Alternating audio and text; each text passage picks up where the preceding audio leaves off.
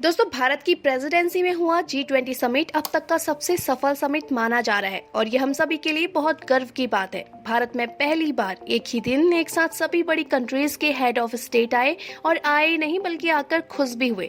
तो चलिए आज के इस वीडियो में बात करते हैं G20 से रिलेटेड सारी इंपॉर्टेंट बातें। क्या है G20, क्यों बनाया गया इसे और क्यों ये इतनी अहमियत रखता है, और सबसे जरूरी कि भारत की प्रेसिडेंसी में भारत को इसके क्या क्या फायदे मिले। जानते हैं सब कुछ, लेकिन उससे पहले चैनल को जरूर सब्सक्राइब करें। दोस्तों, सबसे पहले समझते हैं G20 को कि आखिर G20 है क्या।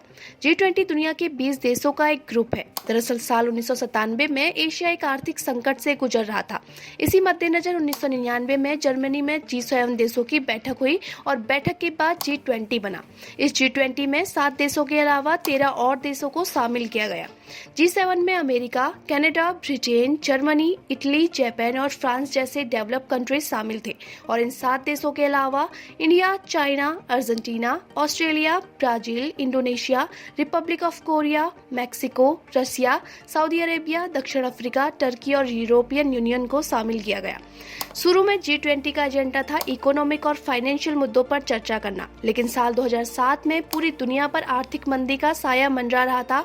ऐसे में G20 के लेवल को ऊपर उठाया गया और इसे फाइनेंस मिनिस्टर्स के लेवल से ऊपर उठाकर हेड ऑफ स्टेट के लेवल का बना दिया गया।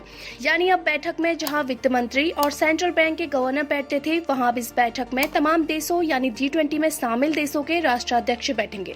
और इसी तरह G20 की पहली बैठक अमेरिका में हुई। अब तक G20 की 17 बैठकें हो चुकी थी और 2023 में भारत में हुई इस बैठक के बाद G20 की टोटल 18 बैठक हो गई है। G20 का मेन फोकस पहले से ही इकोनॉमिक से जुड़े मुद्दों पर चर्चा करना रहा है, लेकिन वक्त के साथ ये दायरा बढ़ता गया और इसमें sustainable development, health, agriculture, environment, climate change और एंटी करप्शन जैसे मुद्दे भी जुड़ते चले गए।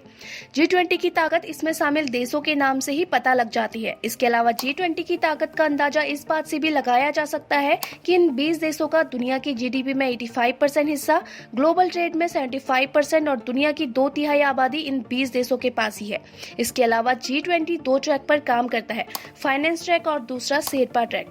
फाइनेंस ट्रैक यानी जिसमें सभी देशों के वित्त मंत्री और सेंट्रल बैंक के गवर्नर मिलकर काम करते हैं, और शेरपा ट्रैक जिसमें हर देश का एक शेरपा लीड होता है। शेरपा असल में उन्हें कहा जाता है जो हिमालय रेंज या पहाड़ों में किसी भी मिशन को आसान करने का काम करते हैं। अब बात करते हैं कि G20 की इस समिट में भारत को इसके क्या क्या फायदे मिले। दोस्तों, G20 समिट के पहले दिन India middle east Europe connectivity corridor launch हुआ और इससे सबसे बड़ा फायदा ये होगा कि इंफ्राडेल से शिपिंग टाइम और लागत कम होगी, जिससे व्यापार सस्ता और तेज होगा। दूसरा, भारत के एक और प्रस्ताव पर रजामंदी दी गई है। समिट के पहले दिन ग्लोबल बायोफ्यूल अलायंस लॉन्च किया गया और इसका उद्देश्य टिकाऊ बायोफ्यूल का इस्तेमाल बढ़ाना है। बायोफ्यूल जो कि पेड़ पौधों, अनाज, एल्गी से बनने वाला ईंधन है और इसमें कार्बन की मात्रा बहुत कम होती है। अगर इसका इस्तेमाल बढ़ेगा तो दुनिया में पेट्रोल और डीजल पर निर्भरता कम होगी और प्रदूषण भी कम होगा। तीसरा, भारत और अमेरिका के बीच 6G टेक्नोलॉजी को डेवलप करने पर भी सहमति बनी है। इसके लिए जो अलायंस तैयार हुआ है वो सिर्फ टेक्नोलॉजी डेवलपमेंट करने पर ही नहीं बल्कि उसकी सप्लाई चेन को डेवलप करने पर भी कॉन्सेंट्रेट है। और आपको बता दें कि सालों से चले आ रहे G20 का नाम बदलकर अब G21 रख दिया गया है और इसीलिए इस समिट को ऐतिहासिक माना जा रहा है। प्रधानमंत्री नरेंद्र मोदी जी ने 55 देश वाले अफ्रीकी यूनियन को G20 का हिस्सा बनाया और जिसके बाद अब G20 को G21 के नाम से जाना जाएगा। और ये सब घटित हुआ है हमारे देश भारत में।